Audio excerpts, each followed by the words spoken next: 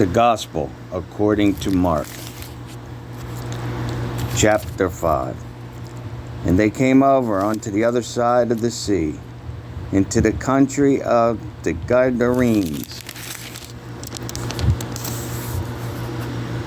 And when he was come out of the ship, immediately there met him out of the tombs a man with an unclean spirit, who had his dwelling among the tombs, and no man could bind him, no, not with chains, because that he had been often bound with fetters and chains, and the chains had been plucked asunder by him, and the fetters broken in pieces. Neither could any man tame him. And always, night and day, he was in the mountains and in the tombs, crying and cutting himself with stones. But when he saw Jesus afar off, he ran and worshipped him, and cried with a loud voice, and said, What have I to do with thee, Jesus, thou Son of the Most High God? I adjure thee by God that thou torment me not. For he said unto him, Come out of the man, thou unclean spirit. And he asked him, What is thy name? And he answered, saying, My name is Legion, for we are many. And he besought him much that he would not send them away out of the country.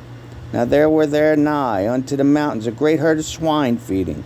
And all the devils besought him, saying, Send us into the swine, that we may enter into them. And forthwith Jesus gave them leave. And the unclean spirits went out and entered into the swine. And the herd ran violently down a steep place into the sea.